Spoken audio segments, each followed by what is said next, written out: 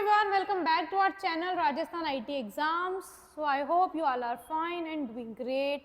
So guys, मैंने एक series start की थी, आप लोगों को पता है, जहाँ पे हम छोटे छोटे कॉन्सेप्ट्स को सीख रहे हैं, ठीक है, जहाँ से हमारी प्रोबेबिलिटी है कि क्वेश्चन बनेगा ही बनेगा, ठीक है। तो उस तरह के टॉपिक्स हम उठा रहे हैं और ज़्यादा नहीं, 8 से 10 मिनट में कवर करने की कोशिश करने वाले हैं, ठीक है।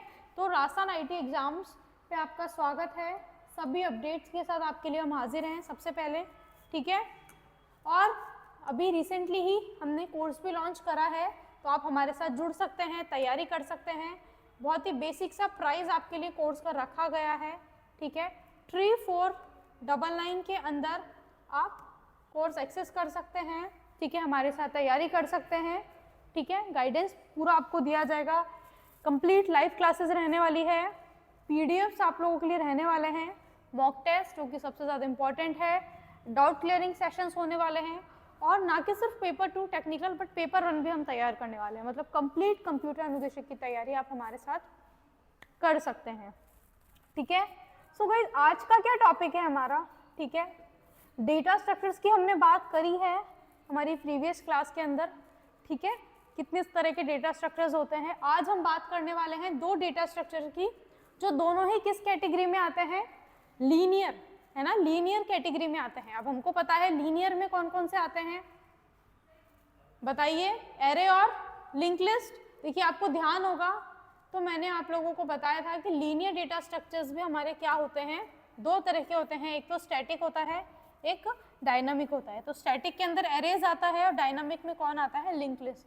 तो दो लीनियर डेटा स्ट्रक्चर्स को हम क्या करने वाले हैं, आज कंपेयर करने वाले हैं। फर्स्ट इज योर एरे, जो इस तरीके का दिखता है हमारा एरे, ठीक है। Next is your link list, है ना। नेक्स्ट डेटा स्ट्रक्चर्स इज और लिंक लिस्ट, ठीक है। तो इन दोनों में आज थोड़ा कंपेयर करेंगे हम, क्योंकि सवाल हमारे ऐसे बनते हैं कि एरे के कंपेरिजन में लिंक लिस्ट में क्या एडवांटेजेस है, लिंक लिस्ट के कंपेरिजन में एरे में क्या एडवांटेजेस हैं।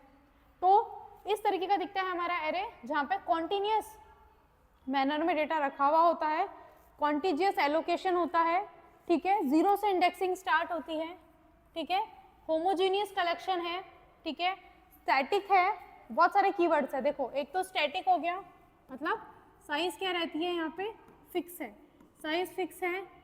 एलोकेशन किस तरीके का है, कॉन्टिजियस, है ना, कॉन्टिजियस एलोकेशन है, फिक्स साइज है, होमोजीनियस कलेक्शन है, ठीक है। फिर लिंक लिस्ट की बात आ गई, जो क्या करता है, एक नोड होती है लिंक लिस्ट में, क्या होती है, collection of nodes in a sequential manner, ठीक है, जहाँ पे एक नोड के पास क्या होता है, डेटा, और क्या होता है, रेफरेंस होता है नेक्स्ट एलिमेंट का, एड्रेस, रेफरेंस कह सकते हैं, या फिर हम क्या कह सकते हैं, नेक्स्ट एलिमेंट का एड्रेस, ठीक है।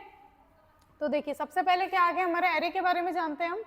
तो array store element in continuous memory allocation, है ना, जहाँ पे हम एड्रेस को क्या कर सकते हैं, इजीली कैलकुलेट कर सकते हैं, ठीक है। अगर मैं आपको बोलूँ एक एलिमेंट 0 पे है तो दूसरा कॉन्टिन्यूस मैनर में स्टोर है तो दूसरा 100% 1 पे ही होगा, एक 1 पे है तो दूसरा सेकंड पे होगा, सेकंड पे है तो दूसरा थर्ड पे होगा, ठीक है। तो कॉन्टिन्यूस मैनर में क्या होती है, एरे की इंडेक्सेस होती है, ठीक है। अब ये क्या है, एक एग्जाम्पल में कितने हैं, देखो 0 से लेके 8 तक है, तो एरे की लेंथ कितनी हो गई, 9 हो गई। फर्स्ट इंडेक्स क्या हो गई हमारी, 0, लास्ट इंडेक्स क्या हो गई हमारी, 8। ध्यान रखिएगा, सबसे इंपॉर्टेंट चीज, एरे में इंडेक्सेस कहाँ से स्टार्ट होती है, 0, स्टार्ट कहाँ से होती है, 0, एंड कहाँ पे होती है, n-1, है ना। जैसे मान लीजिए यहाँ पे n की वैल्यू क्या थी, 9 है, तो n-1 क्या हो जाएगी, लास्ट इंडेक्स 8 हो जाएगी, ठीक है ना। ये चीज़ हमको यहाँ पे ध्यान रखने वाली है।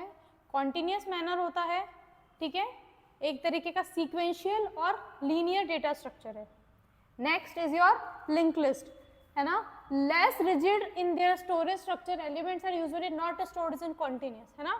यहाँ पे ऐसा कुछ भी नहीं है कि एलिमेंट्स कॉन्टिन्यूस मैनर में स्टोर होंगे, है ना, जरूरी नहीं है, हो भी सकते हैं, नहीं भी हो सकते, बट ये एक इसका फीचर नहीं है कि कॉन्टिन्यूस मेमोरी एलोकेशन होगा, ठीक है।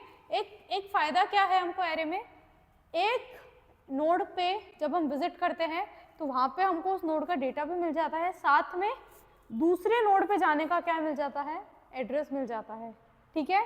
जैसे मान लीजिए हम कहीं जाते हैं एक लोकेशन पे, तो वहाँ पे हमको मान लीजिए उस लोकेशन पे पहुँचने के बाद एक एड्रेस दे दिया जाए दूसरी लोकेशन पे पहुँचने का, फिर उस दूसरी लोकेशन पे पहुँचने के बाद तीसरी लोकेशन का वो एड्रेस दे दिया जाए। जैसे प्लेलिस्ट होती है, एक प्लेलिस्ट में बहुत सारे गाने होते हैं, तो एक गाने के बाद दूसरे गाने का एड्रेस क्या होता है उसमें स्टोर होता है, फिर उससे हम दूसरे गाने पे पहुँच जाते हैं, ठीक है।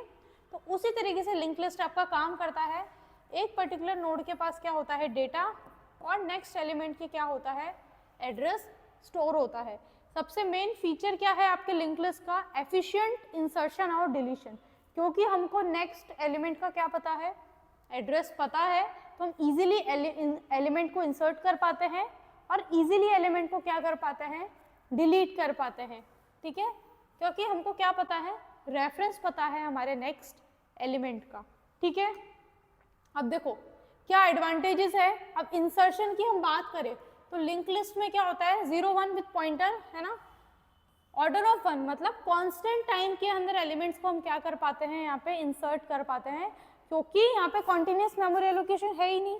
जबकि एरेज में तो क्या है, कॉन्टिन्यूस मेमोरी एलोकेशन है, सभी एलिमेंट्स क्या है, लाइन से हैं, स्टोर्ड है, ठीक है। अगर उनके बीच में कोई एलिमेंट करना होगा तो हमको बहुत ज़्यादा मेहनत करनी पड़ेगी, ठीक है, क्योंकि एलिमेंट्स को हमको क्या करना पड़ेगा, शिफ्ट करना पड़ेगा, है ना। एरे के केस में एलिमेंट्स को हमको शिफ्ट करना पड़ेगा, तो जितने ज़्यादा एलिमेंट्स होंगे उतनी ज़्यादा शिफ्टिंग लगेगी, तो order of n time complexity हमारी हो जाती है एरेज के अंदर, क्योंकि शिफ्टिंग करनी पड़ती है, नया एलिमेंट इंसर्ट करते हैं और डिलीट करते हैं जब। जबकि आपका जो लिंक लिस्ट है वहाँ पे कांस्टेंट टाइम के अंदर हम क्या कर देते हैं, पॉइंटर्स की हेल्प से एलिमेंट्स को इजीली इंसर्ट कर देते हैं ना।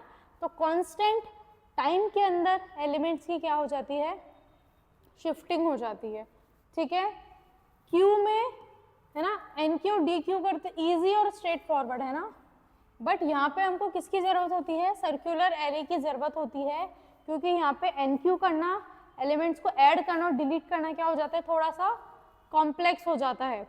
अब मेमोरी एलोकेशन की हम बात करें तो डायनामिक है, नो प्री साइज नीडेड, है ना, हमको पहले से साइज बताने की ज़रूरत नहीं है, रन टाइम एलोकेशन होता है, जितनी रिक्वायरमेंट है उतनी मेमोरी एलोकेट रन टाइम पे हो जाती है, पहले से बताने की ज़रूरत नहीं पड़ती है। डायनामिक डेटा स्ट्रक्चर का एग्जांपल है, ठीक है, क्योंकि एरे क्या है, एक स्टैटिक डेटा स्ट्रक्चर का एग्जांपल है, तो यहाँ पे फिक्स रहता है, ठीक है। रीसाइजिंग करना क्या हो जाता है, बहुत ज़्यादा कॉस्टली हो जाता है, ठीक है। अब स्पेस एफिशिएंसी का, ऑफ कोर्स एरे के अंदर साइज क्या हो जाएगा, वेस्ट हो जाएगा, है ना, क्योंकि हमको ज़रूरी है, हमने 5 की बना दी बट हमको एलिमेंट 3 स्टोर करने हैं, तो बाकी के स्पेसिस क्या हो जाएंगे आपके, वेस्ट हो जाएंगे, ठीक है। बट यहाँ पे क्या हो जाएगा, स्पेस क्या होता है, हमको अननोन होता है, तो जितनी ज़रूरत होती है उतना ही हम एलोकेट करते हैं रन टाइम पे, तो स्पेस भी हमारा यहाँ पे बच जाता है, ठीक है। सर्कुलर ऑपरेशंस एफिशिएंट है, राउंड रॉबिन स्केड्यूलिंग इजीली लग सकती है, यहाँ पे इनएफिशिएंट है क्योंकि कॉन्टिन्यूस एलोकेशन है, एलिमेंट्स में हमको ऑपरेशंस करने में थोड़ी सी प्रॉब्लम आती है, ठीक है।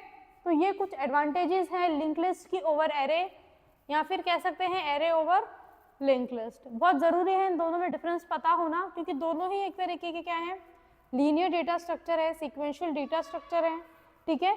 दोनों की ही हेल्प से हम क्या कर सकते हैं, एब्स्ट्रैक्ट डेटा टाइप्स जैसे कि आपके स्टैक हो गए, क्यू हो गए, इनको क्या कर सकते हैं, इम्प्लीमेंट कर सकते हैं, है ना। दोनों ही काम में आते हैं, लगभग दोनों की एप्लीकेशंस थोड़ी सिमिलर है, बट दोनों के फीचर्स हमने देख ही लिए, ठीक है।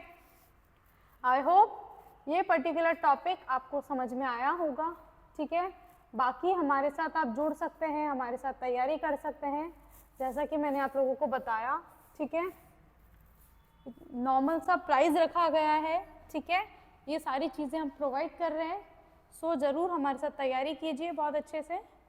बाकी मिलते हैं आपसे नेक्स्ट सेशन में, till then thank you so much, have a nice day ahead.